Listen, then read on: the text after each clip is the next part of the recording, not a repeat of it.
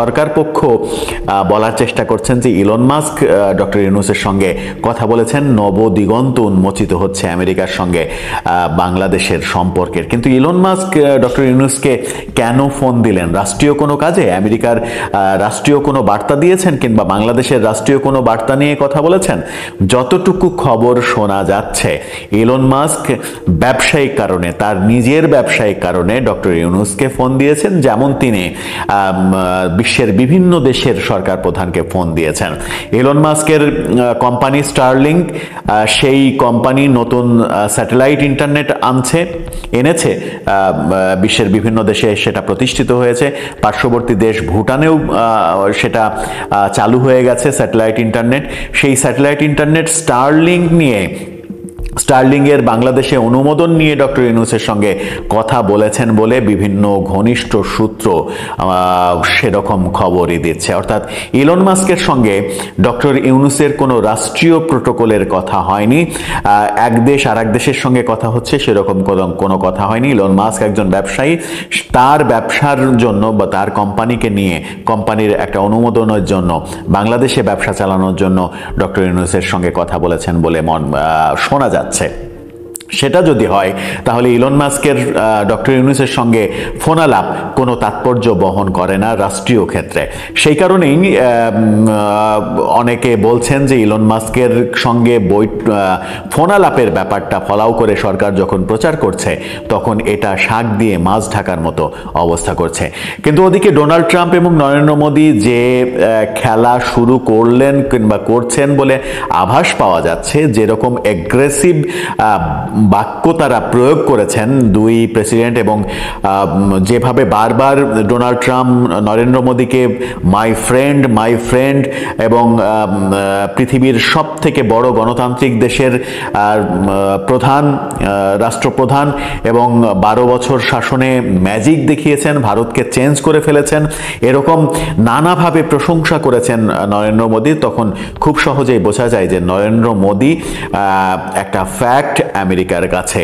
আর সেই কারণে শেখ হাসিনাকে ডক্টর ইউনূস সরকার আর ফিরে পাবে কিনা বাংলাদেশে, সেটা যখন একটা প্রশ্নবিদ্ধ ব্যাপার হচ্ছে, তখন ডক্টর ইউনূস সরকারও নতুন কোনো বিপদে পড়তে যাচ্ছে কিনা, যে আলোচনাটা অনেক দিন থেকেই হচ্ছিল, এবং নরেন্দ্র মোদী ডোনাল্ড ট্রাম্পের এই 12 তারিখের বৈঠককে কেন্দ্র করেও অনেক দিন থেকে, 13 তারিখের বৈঠককে কেন্দ্র করে অনেক দিন থেকে আলোচনা হচ্ছিল যে সেই বৈঠকের উপরে বাংলাদেশের সরকারের ভাগ্য অনেকটা নির্ভর করছে। কিন্তু সেটা কি মানে প্রকাশ্যে যতটুকু এলো, সেখান থেকে কি একটা কনক্লুশন টানা যায় যে ঘটনাটা এই দিকে যাচ্ছে, নাকি আরও আমাদেরকে অপেক্ষা করতে হবে এই ব্যাপারে সত্যিকারের রেজাল্ট দেখ? ট্রাম্প মোদির বৈঠক হলো এবং সাংবাদিকদের সামনে বাংলাদেশ সম্পর্কে ট্রাম্পকে প্রশ্ন করা হলে তিনি বাংলাদেশের দায়িত্ব ভারতের প্রধানমন্ত্রী নরেন্দ্র মোদী পালন করবেন, তিনি দেখবেন, এবং তার বন্ধু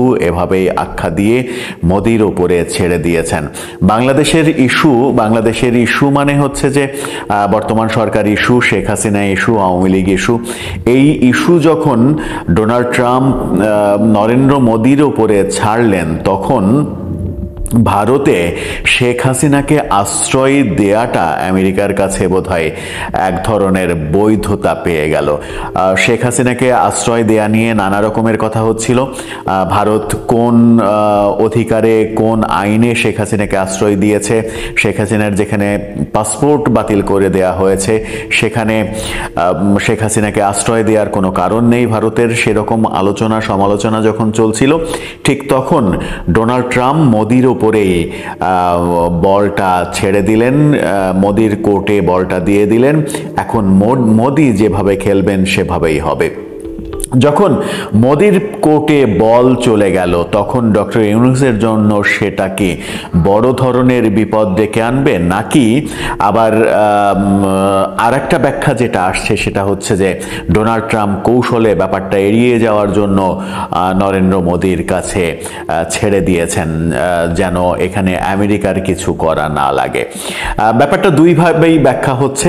আবার একই ভিডিও যে ভিডিওতে সাংবাদিক প্রশ্ন করছেন ডোনাল্ড ট্রাম্পকে বাংলাদেশ বিষয়ে যুক্তরাষ্ট্র কি করবে, যুক্তরাষ্ট্রের ভাবনা কি, সেখানেই ডোনাল্ড ট্রাম্প যখন বললেন যে আমার বন্ধু বাংলাদেশের ব্যাপারটা আমার বন্ধু নরেন্দ্র মোদী দেখবেন, সেই একই ভিডিওটাকে দুই পক্ষ, আওয়ামী লীগের সমর্থক এবং আওয়ামী লীগ এবং সরকারের সমর্থক এবং অন্যান্য দল আওয়ামী এন্ট্রি যারা, তারা দুই পক্ষ দুইভাবে প্রচার করছে। যারা সরকার পক্ষ কিংবা আওয়ামী এন্ট্রি পক্ষ, তারা এটাকে এক ধরনের নরেন্দ্র মোদীকে নিয়ে ট্রল হিসেবে ব্যাখ্যা করার চেষ্টা করছেন সামাজিক যোগাযোগ মাধ্যমে, যদিও এটা কোনোভাবেই নরেন্দ্র মোদীকে নিয়ে ট্রল না, খুবই সিরিয়াসভাবে ডোনাল্ড ট্রাম্প নরেন্দ্র মোদীর ওপরেই ছেড়ে দিয়েছেন বাংলাদেশ প্রসঙ্গ।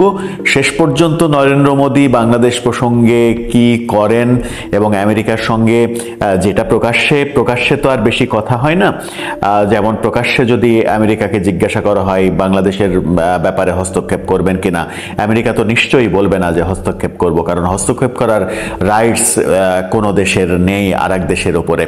আর তারা কৌশলে খেলবে, খেলাটা কৌশলেই হয়, আন্তর্জাতিক খেলাটা কৌশলে হয়, অনেক খেলাই হতে পারে। সেই খেলার মাঝে যেটা ভাবা হচ্ছে যে মোদি ডোনাল্ড ট্রাম্পকে চাপ দিয়ে কনভিন্স করে যে কাজটা করতে পারেন সেটা হচ্ছে যে আমেরিকার বাজারে বাংলাদেশের গার্মেন্টসের যে প্রায় 35% বেশি গার্মেন্টসের ক্রেতা নির্ভরতা আমেরিকার বাজারে, সেই বাজারটা যদি আমেরিকা বন্ধ করে দেয় কিংবা সেই বাজারে যদি কর অনেক বেশি আরোপ করা হয়, তাহলে সেটা বাংলাদেশের জন্য ভয়াবহ বিপদ ডেকে আনতে পারে এবং সরকার চাপে পড়তে পারে। সরকার চাপে পড়ে সরকার হয়তো পদত্যাগ করতে পারে, যেটা প্রকাশ্যেই মোদি এবং ট্রাম্প আলোচনা করেছেন। ডোনাল্ড ট্রাম্প একেবারে স্পষ্টভাবে বলেছেন যে দুই দেশের বর্ডারে জঙ্গিবাদ নির্মূল করা হবে এবং স্পেশালি যে কথাটা বলেছেন সেটা হচ্ছে যে ইসলামী জঙ্গিবাদ। ইসলামী জঙ্গিবাদ বলতে তিনি পাকিস্তানকে যেমন বুঝিয়েছেন, বাংলাদেশকেও বুঝিয়েছেন, কারণ গত কিছুদিন হলে, গত 5-6 মাস ধরে বাংলাদেশে যে ঘটনাগুলো ঘটছে, সংখ্যালঘু নির্যাতনের ঘটনা আমরা দেখেছি, মাজার ভাঙার সংস্কৃতি দেখেছি, সাংস্কৃতিক কর্মীদের উপরে নানা রকমের গজব নাজিল হতে দেখেছি, সাংস্কৃতিক কর্মীরা নানা কাজে যে বাধা পেয়েছেন, সাংস্কৃতিক কর্মীদের উপরে আক্রমণ করা হয়েছে, শিল্পকলায় আক্রমণ করা হয়েছে। এরকম যে ঘটনাগুলো ঘটছে, সেই ঘটনা ইসলামী জঙ্গিবাদকে লালন করে, এরকম আখ্যা কিন্তু আন্তর্জাতিক পরিমণ্ডলে বাংলাদেশ পেয়ে যাওয়ার সম্ভাবনা রয়েছে।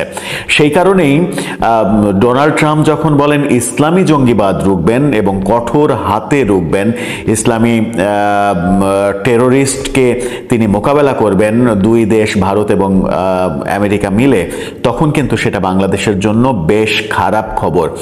বাংলাদেশে চলমান ব্যাপারগুলো যদি চলতে থাকে, সেগুলো যদি নিরসন না হয়, তাহলে বাংলাদেশের জন্য ওই দিক থেকে একটা বড় চাপ চলে আসবে।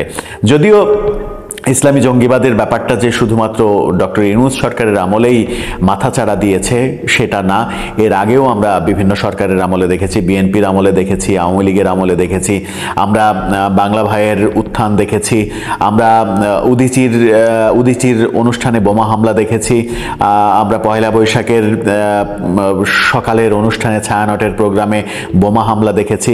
এরকম আমরা 21শে আগস্টের আওয়ামী লীগের উপরে গ্রেনেড হামলা দেখেছি, অনেক ঘটনায় দেখেছি যেটার সঙ্গে ইসলামী জঙ্গিরা জড়িত বলে বিভিন্ন তদন্তে বিভিন্নভাবে উঠে এসেছে।